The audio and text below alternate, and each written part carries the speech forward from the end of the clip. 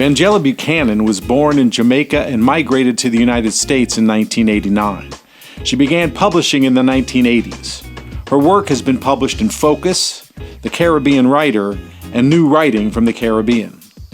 A graduate of Miko Teachers College in Jamaica, she holds a Bachelor of Arts degree in English from Eastern Connecticut State University, a Master of Arts in Communication from the University of Hartford, and a Master of Arts in English from Central Connecticut State University. She also holds a doctorate from CCSU. Thank you so much. Thank you. Good afternoon, everyone, and thank you for having me, for hosting me at today's Central Author event. As mentioned before, I am an alumna of Central Connecticut State University, and of course, I'm owner of a small publishing company and a bookstore in Bloomfield, Connecticut. So today I'm here to talk about one of my books, The Master's Daughter. And The Master's Daughter is the story of a young mulatto girl named Felice, whose Scottish father, Duncan Henderson, a plantation owner in the British colony of Jamaica, decides to acknowledge her as his daughter and give her all the privileges associated with being the daughter of a plantation owner. The story is set in the mid-1700s, and it begins with a major slave revolt that takes the reader through a journey of both the enslaved and the master in the 18th century, as upheavals occur simultaneously in the colonies, including America. So, how did I come to write The Master's Daughter? Well, as a student at CCSU completing a master's degree in English, I decided to examine the Creole woman in West Indian and Caribbean literature of the 19th century and to present this as part of my thesis. Now, that was one of the most amazing journeys I've taken.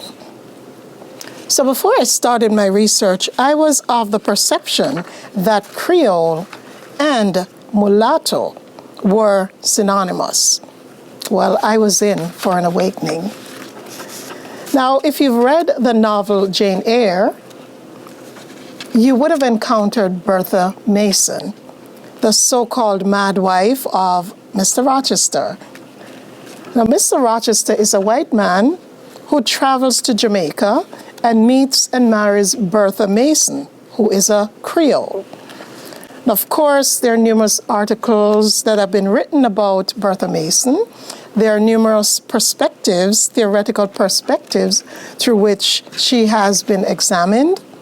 But my focus in my writing was on Bertha Mason as a Creole female in Caribbean West Indian literature. Now, when we think of Creole, we immediately think of Louisiana, right? That's what jumps to our thoughts. But as I read more and more, I realized that the Creole was part of the West Indian history. It was part of the West Indian experience. So what was a Creole, or who was a Creole? Is it a race? Is it an ethnicity? So in my research, I discovered that the term or the word Creole carried no racial designation in the 18th century or further into the 19th century. So one could be entirely European or African or of mixed ancestry and still be considered Creole.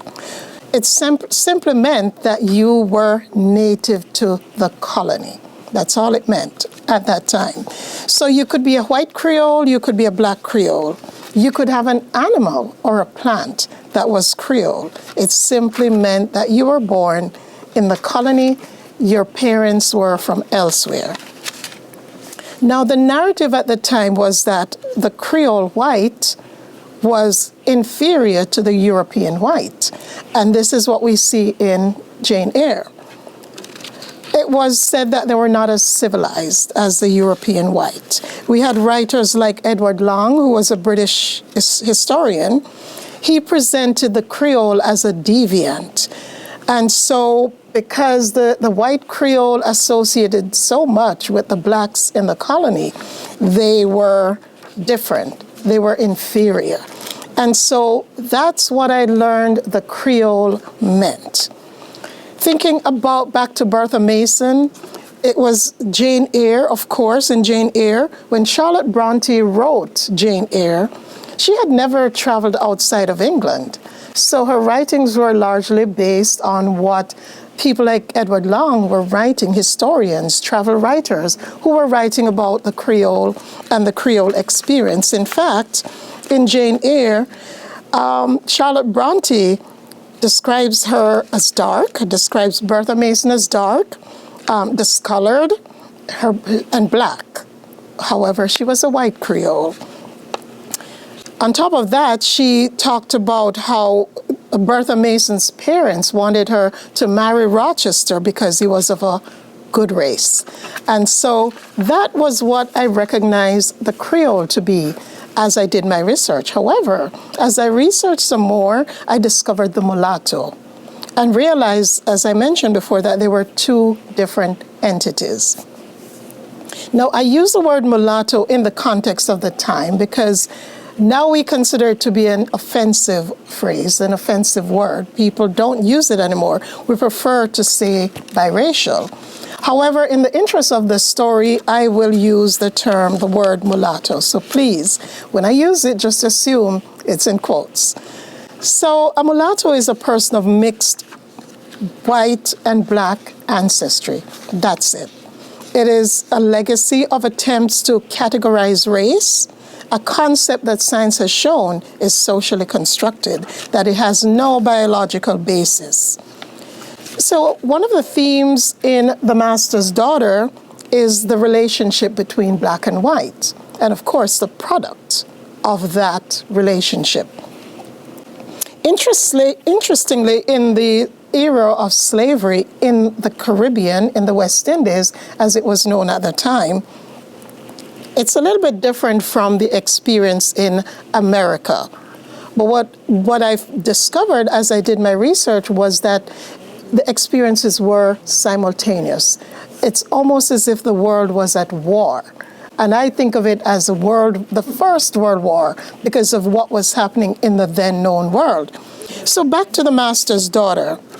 Now, in our enlightened 21st century, we see the relationship between the master and the slave as a power versus powerlessness relationship. That's how we see it. However, at the time, it did not necessarily mean that this is how they saw it. The product of a relationship between a black and white in this era, and of course the book is set in the 1700s, so in the 18th century, racial relationships were different based on what I was reading. Now, I'm not a historian, and I don't claim to be the expert on all of this, but as I did my research and the thoughts on writing The Master's Daughter started emerging, I realized that the relationship between black and white was somewhat different than how we see it. In our 21st century, we can look at it and we can judge based on our experiences now. But at the time, the dynamics of relationships between black and white was really interesting. And I think, too, part of it was because this was in the West Indies, an island. And so we look at that also in The Master's Daughter. So the fact that the white and black combination created a new being, as it were, that is labeled mulatto, is interesting.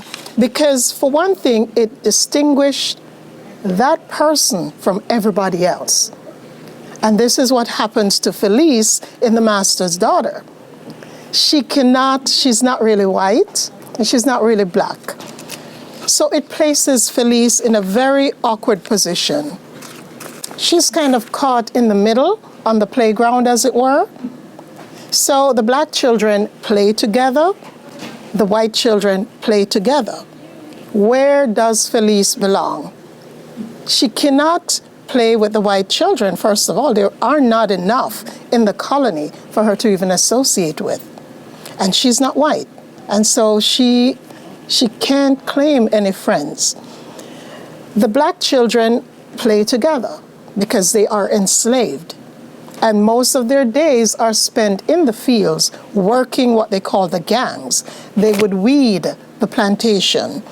That was their job. So they didn't really play.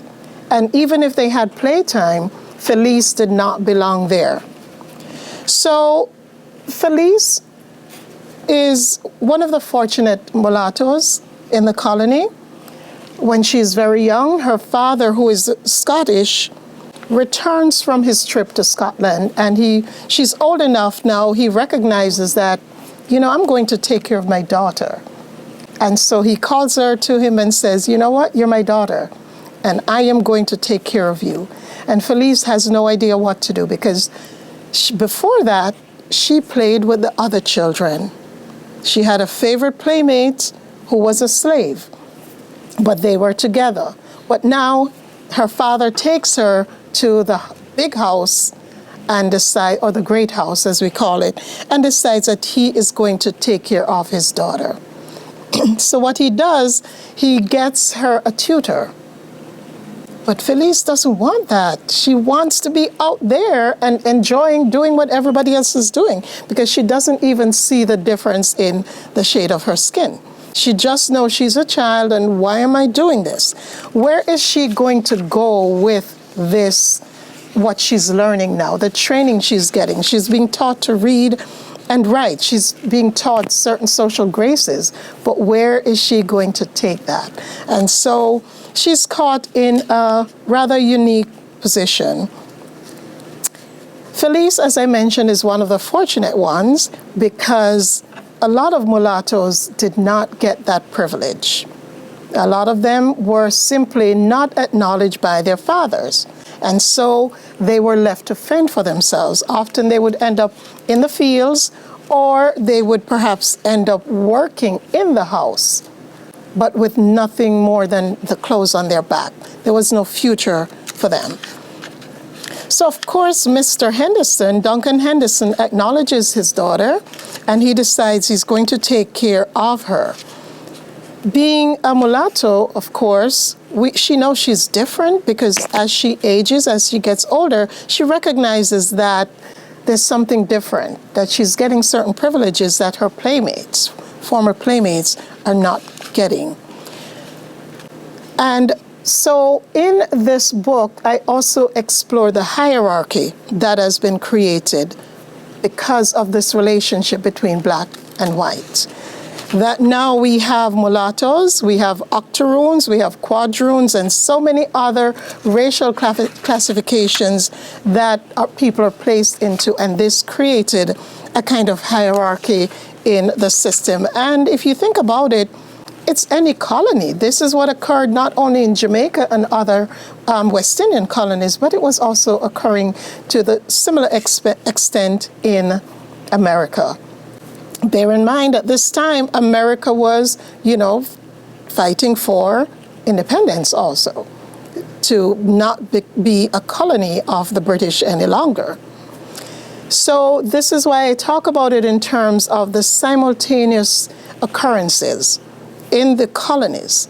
And at that time, it was very fascinating. I'm no historian, but I was so fascinated by the occurrences in terms of, I think it was the whole world, as they knew it then, was involved in wars.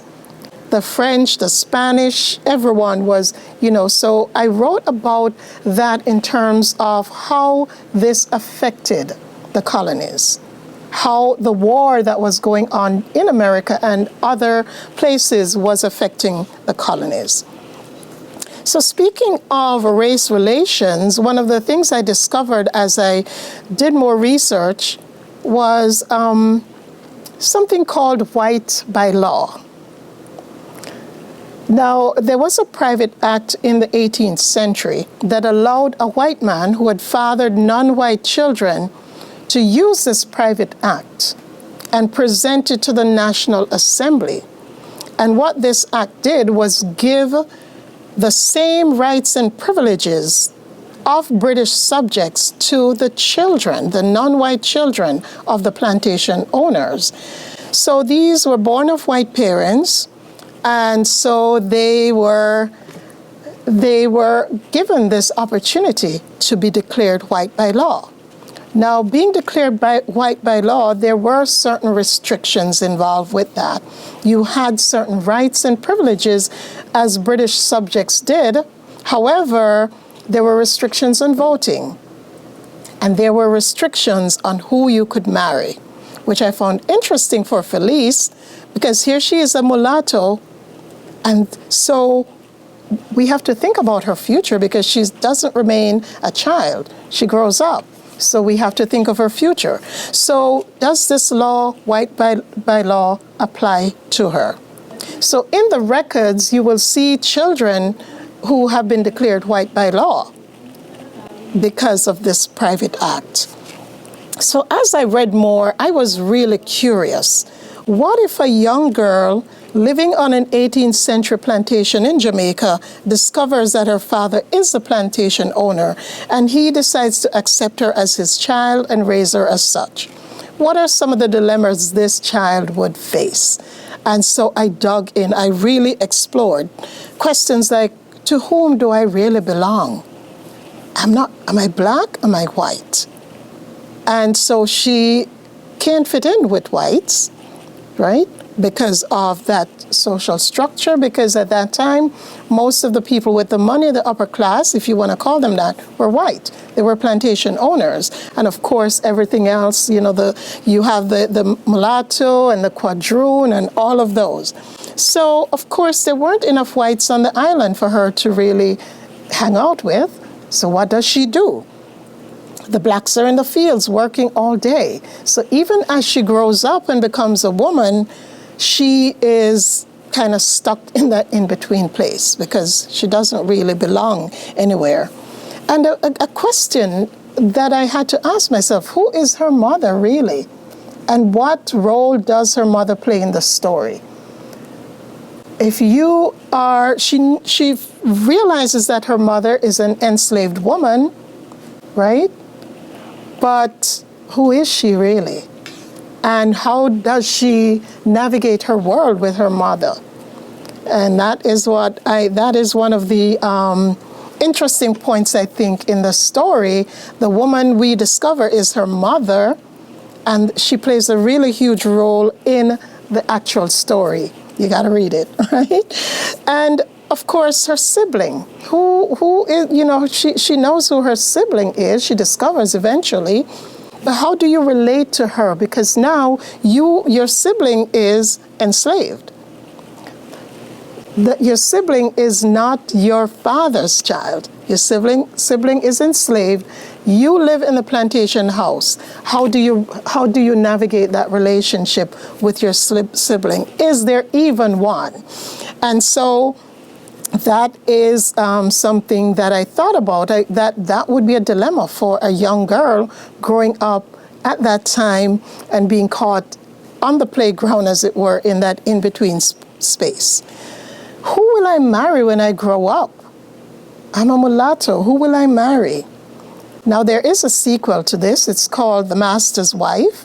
So she eventually does get married, but how? How does she get married? Because technically, a mulatto could not marry, as it were. She could marry another mulatto, but do we have enough on the island for her to find a suitable mate? Her options were she could marry a mulatto, another mulatto, but of course the other mulattoes are looking to move up, right? What does she have to offer another mulatto?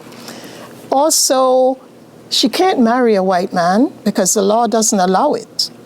So the general practice at the time was for the white man to take a mulatto as his mistress, give her a house, give her somewhere to live, and he would take care of her.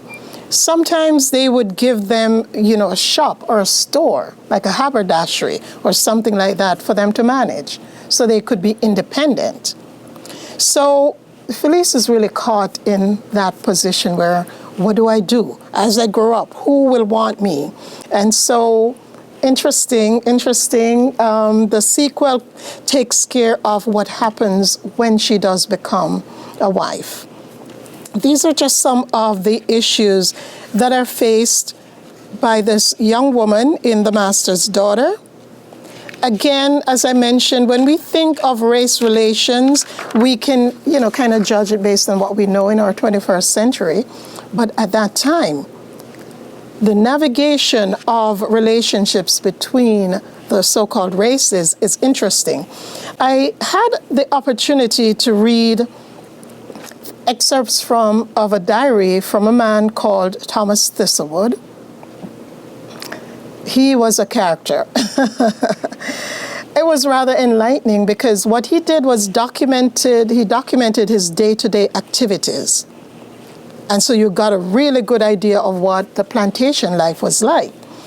And he actually had a slave wife. She was called Fibba.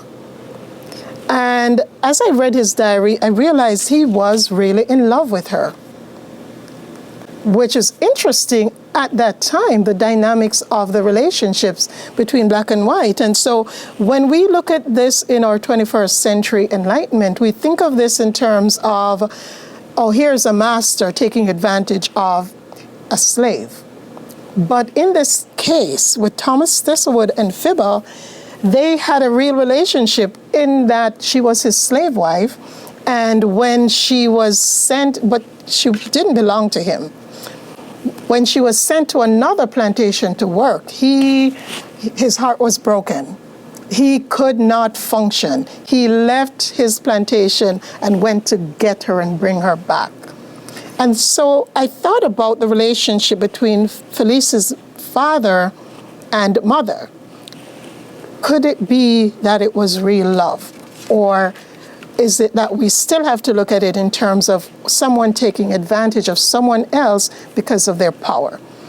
And so I realized that the relationships at that time between black and white was very fluid in terms of how people navigated their world. We have to think in terms of, I thought in terms of putting myself in the shoes of those people who lived at that time. If I had been there, what would I have done? How would I have navigated my world? And so this is how the whole idea of The Master's Daughter came about, in terms of looking at relationships, looking at how people navigated their world, looking at the relationships between master and slave, or enslaved. Here is a man who has a child with a woman he cannot marry. How does he feel? Does he really love her, or is it that she was useful at the time? How does the enslaved mother relate to her mulatto daughter, who is now in the plantation and part of what we would think of as the upper class? How does she relate to her daughter? She can't even discipline her daughter. Can she acknowledge her daughter in public? Everyone knows that's her daughter, but in public, she cannot perform the role of a mother. She can't go over and hug her daughter because that's just not part of society. So this is, this was how I walked through writing The Master's Daughter. And I think it was very easy for me to write in terms of just being able to tell the story and getting the voices of people I thought lived, getting their voices heard. The story is really historical. I followed very closely the historical events of that period of time. However, of course, the characters are fictional, but I do believe that they must have existed. I think I'm telling the story of people who actually existed. And what the writing of this did for me was open my eyes to a different world, in terms of I have to understand that people live their lives. 100 years from now, someone is going to be examining my life and saying, oh my goodness, she did this, this, this. But on a day-to-day basis, we live our lives. And so as we look back at history, I think I'm getting a peek into the lives of people who actually lived. They might have, they might not have, but their stories, I think, are real. So I'm going to give you a little snippet of The Master's Daughter. It starts out with an event that was historic in Jamaica in terms of how, the slaves, the enslaved, how they fought for freedom. So I'm going to give you a quick snippet of what happened in Felice's case. So this is a chapter 2. I have a couple minutes, so let me see how quickly I can get it done. The carriage rumbled up the hill and came to a stop in front of the great house. Felice peeked from behind the heavy drapes in the drawing room and watched the occupants alight. It had been a busy morning as the final touches were put on the house to welcome the new occupants. The house was like new. Even the yard seemed to have been washed clean. The slaves in the field paused a moment to watch the cloud of dust that signaled their arrival, risking the wrath of the driver. The woman who alighted was long-faced, with a nose that seemed to have spent its entire 30 years pointed in the air. Her dark green gown was heavy and unsuited for the tropical climate. Her blonde hair was partly hidden by a hat, studded with what looked like flowers. Beneath this, rivulets of sweat were dripping down the sides of her face and onto her dress. She stood for a moment in the open carriage, surveying everything around her before turning to the 2 children who gazed in wonder at the house and vast fields below and around them. The footman alighted, one extending his hand to the new lady of the house. Mary Henderson paused a moment before lightly resting a gloved hand in that of the Negro to her right. Duncan Henderson came around from the other side of the carriage to take his wife's arm. And I'm going to stop there, giving you a little teaser. This is the arrival of Duncan Henderson's wife from Scotland.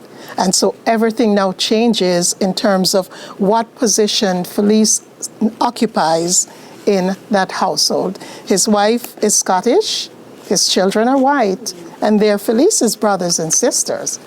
What will be the relationship between and among them? Thank you so much for participating today. What questions do you have? Do I have time for questions? Yes. What questions do you have for me? I was wondering, and you said it's set in mid-1700s, and then you follow up, as she's older. What effect would the war for independence in America have had on her status or on just her life in general in this character? I'm sorry, I didn't hear the last part. What effect would it have on their? On her status, or her life and her just like relations with other people. Okay, good question. The effect that the war for independence and all of that affected Felice not in terms of her status, because this is one of the things in the colonies. When I talk about race relationships, it was very fluid. Black and white, it was very fluid. And one of the reasons perhaps is that there were fewer whites than blacks. But the effect it had on the colony in general was that there was no trading allowed with America. And so people were starving. People had to find ways around it. And so her father, the plantation owner, how does he provide? He had to find ways around providing for his family.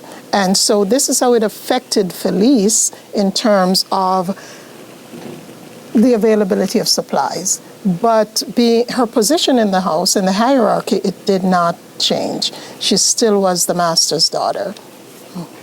Thank you for that. Any other questions? Yes. So, historical fiction, I always love historical fiction. Yes. And one of the things that's always interesting to me is try to figure out how the stories of these characters in historical periods are relevant to us today, right? And so, I mean, there's a reason why we write and read stories set in the past.